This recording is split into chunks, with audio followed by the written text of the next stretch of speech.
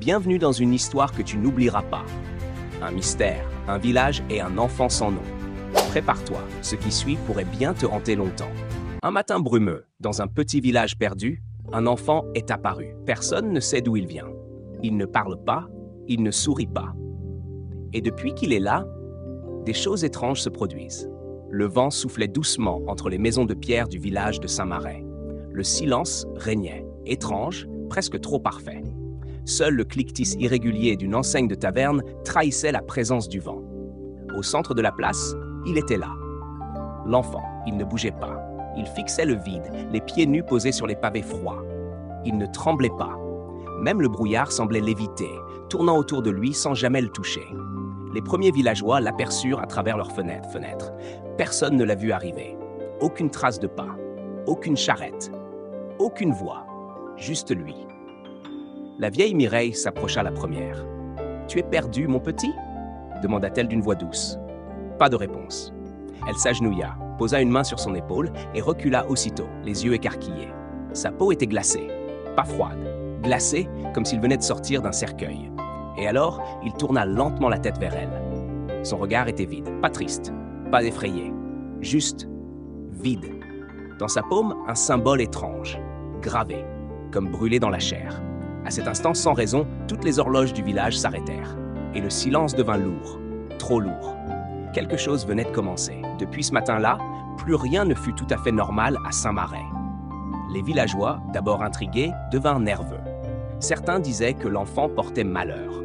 D'autres murmuraient qu'il était un signe. Mais personne n'osait s'en approcher. Personne, sauf Mireille.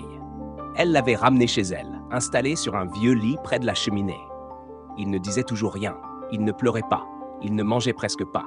Il se contentait de regarder le feu, comme s'il attendait quelque chose. Le symbole sur sa main ne disparaissait pas. Au contraire. Chaque jour, il brillait un peu plus. Les animaux du village devinrent agités. Les chiens hurlaient la nuit, les chats fuyaient la maison de Mireille. Même les corbeaux, d'habitude si nombreux sur le clocher, avaient disparu. Et puis, une nuit, le vieux Julien, le forgeron, frappa à la porte de Mireille. Il portait un livre ancien, couvert de poussière, qu'il avait trouvé dans son grenier. « Regarde ça, dit-il d'une voix grave. Ce symbole, je l'ai vu avant, mais pas dans un rêve, dans une légende. » Mireille, tremblante, ouvrit le livre.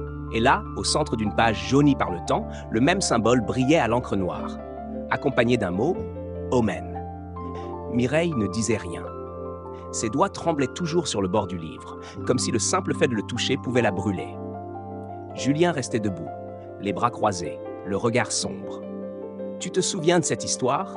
demanda-t-il. Mireille hoqua lentement la tête. Oui, elle s'en souvenait. Ou du moins, elle croyait. Il y a très longtemps, bien avant que Saint-Marais n'existe sous ce nom, les anciens parlaient d'un porteur du sceau. Un être né sans passé, portant sur lui la marque d'un mal ancien. Selon la légende, il apparaîtrait lorsque l'équilibre du monde serait menacé. Mais nul ne savait s'il était la cause ou la clé du salut. Le livre parlait de catastrophes, de terres fissurées, de rêves partagés et d'un enfant aux yeux vides. « Ce n'est qu'une vieille histoire, » murmura Mireille, mais Julien secoua la tête. Non, pas cette fois, car ce soir-là, dans tout le village, personne ne dormit.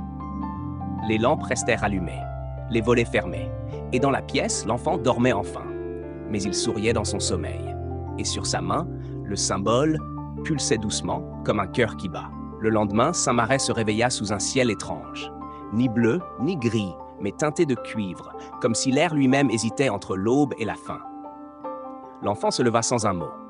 Il ouvrit la porte de la maison de Mireille et sortit dans la rue, pieds nus sur les pavés humides. Il ne regardait rien. Il ne cherchait personne, il avançait. Les villageois, silencieux derrière leurs fenêtres, le suivaient des yeux. Certains priaient, d'autres pleuraient. Ils ne savaient pas pourquoi, mais ils savaient que ce moment comptait. Arrivé sur la place, il leva la main.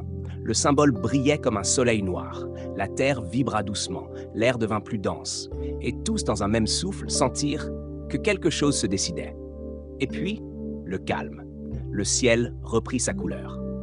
Le vent se remit à souffler. Les oiseaux revinrent. Et l'enfant avait disparu. Pas un mot, pas une trace, rien. Sauf une empreinte marquée sur la pierre du centre de la place, le symbole. Depuis ce jour, Saint-Marais ne fut plus jamais le même. Chaque année, à la même date, les horloges s'arrêtent pendant 1 minute, et les anciens murmurent encore. Ce n'était pas la fin. Juste un rappel qu'un jour il reviendra. Et cette fois, ce sera pour choisir.